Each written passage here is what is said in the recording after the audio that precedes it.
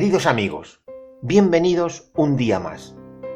¿Cuántas veces hemos pasado bajo los arcos de la Casa de Oficios hacia la Plaza de Parejas sin fijarnos en esta piedra? Veréis, no es una piedra cualquiera. De ella y de la Casa de Oficios, Álvarez de Quindós escribió lo siguiente. La obra de esta Casa de Oficios se empezó el año de 1584 y duró bastantes años. En la puerta de paso para la cocina de boca, mirando a occidente, bajo la galería, hay un canto de almendrilla cerrado por medio, y una mitad está a un lado del dintel y la otra al otro, que manifiesta ser una prueba o experimento que hizo este sabio arquitecto con esta clase de piedra, pues tiene algún pulimento. Toda la piedra de almendrilla se trajo de las canteras de enfrente de Ontígola, de forma que por la excelente ejecución y por los materiales puede servir esta obra para mayores destinos. Bien, ¿qué tal si escuchamos lo que esta piedra de almendrilla nos cuenta sobre la Casa de Oficios? Su origen vino determinado en gran medida por el cambio de costumbres que se produjo en la corte española con la llegada a principios del siglo XVI de Felipe el Hermoso, el cual traía consigo un inmenso séquito de servidores y cortesanos. Esto suponía un gran contraste dentro de la conocida austeridad en la corte de los reyes católicos y creaba la necesidad de un lugar para alojar a toda la comitiva.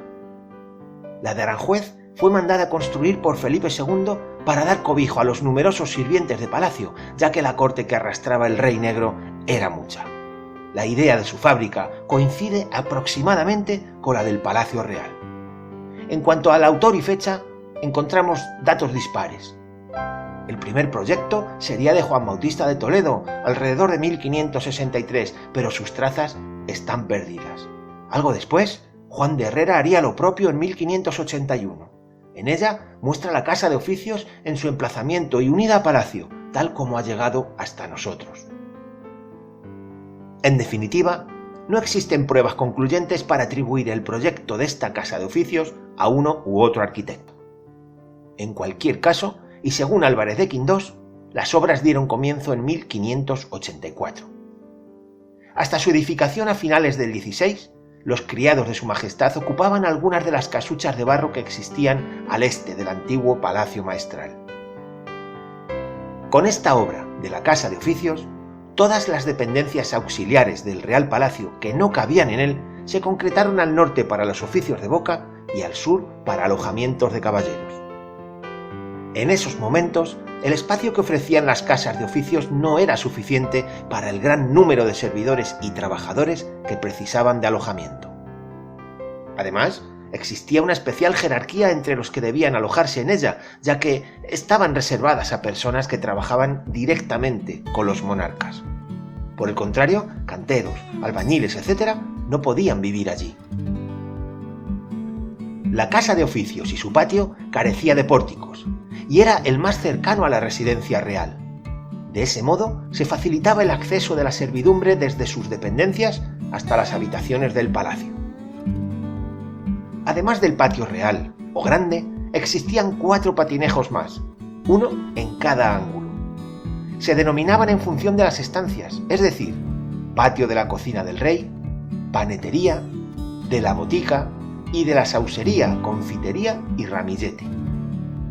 Herrera advirtió que todos los suelos de la casa tendrían que ser de bovedillas de yeso, sobre viguetas de madera, y que las aguas sucias de las cocinas, patinejos, patio grande, caballerías y las que fuesen necesarias se condujeran al río mediante un colector principal y registrable. A comienzos del XVII, Felipe III termina las obras de esta Casa de Oficios y emprende la construcción de la Casa de Caballeros con una mayor altura.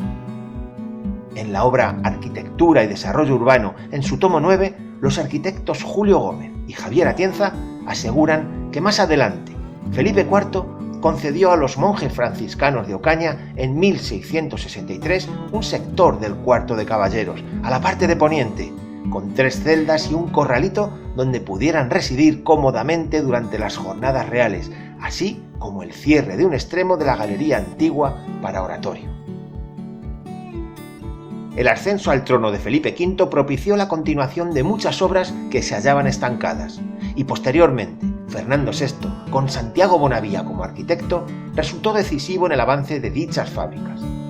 Bien, a finales del 18, podemos decir que la Casa de Oficios, salvo en una pequeña parte, contaba con una sola altura en todo el perímetro. Este diseño, idea de Juan de Herrera, evitaba así que una altura excesiva hiciera sombra al Palacio Real. Durante el siglo XX estas dependencias se mantuvieron inalteradas hasta que llegó la Guerra Civil. Es entonces cuando sufre desperfectos y derrumbamientos en el ala norte de Oficios, incluida su galería, lo que obligó a su reconstrucción a partir de 1949.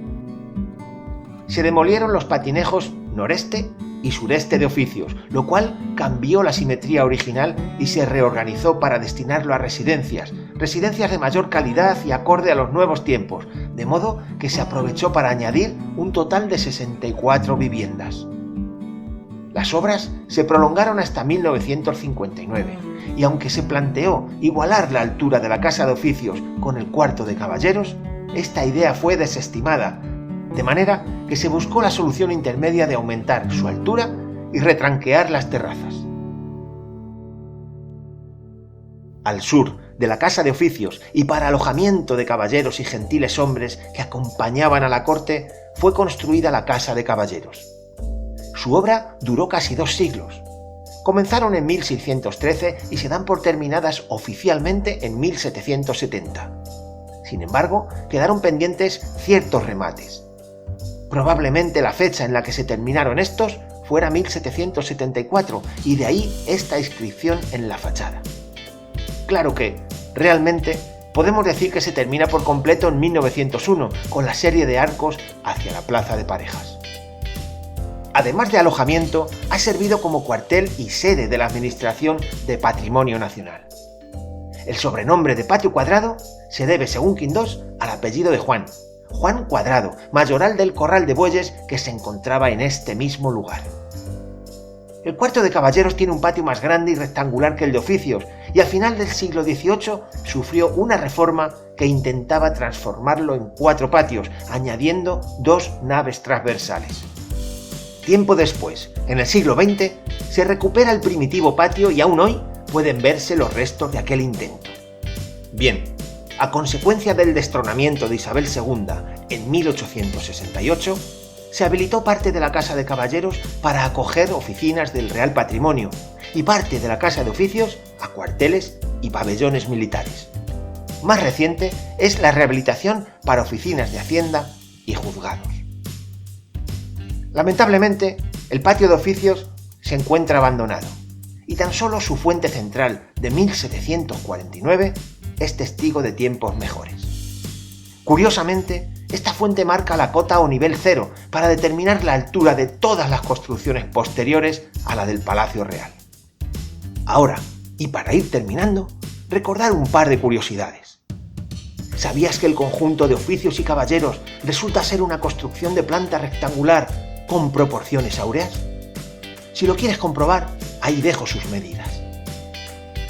Y recordar también el gran incendio que sufrió la Casa de Caballeros en 1961. El origen fue la placa de una cocina de carbón y Aranjuez entonces no contaba con un cuerpo de bomberos. Los incendios se sofocaban a cubos o con una bomba que había en la fábrica de la azucarera. En la extinción participaron empleados de Patrimonio y Ayuntamiento, los regimientos cuarto y quinto del Ejército de Pavía y Almansa, Guardia Civil de Tráfico de Valdemoro, Policía Municipal, médicos, practicantes, sacerdotes, que usaron material contra incendios de las fábricas de Cepa, Pirelli, EISA, Mafe, Pita, Azucarera, Ciesa, Tergensa, Cruz Roja Española y local, etc. Sin embargo, una gran parte fue sofocada por los propios vecinos. En el incendio no hubo desgracias personales, pero 11 viviendas fueron destruidas y estas familias perdieron casi todos los enseres que tenían. El pueblo, solidario, organizó una suscripción popular para ayudar a estos vecinos. Bien, hasta aquí el relato sobre la Casa de Oficios y Caballeros, por supuesto, muy resumido. ¿Qué tal? ¿Te ha gustado la historia que nos ha contado aquella piedra que vimos al comienzo? ¡Ay, si las piedras hablaran! Muchas gracias y hasta pronto. En el siguiente paseo cuento contigo.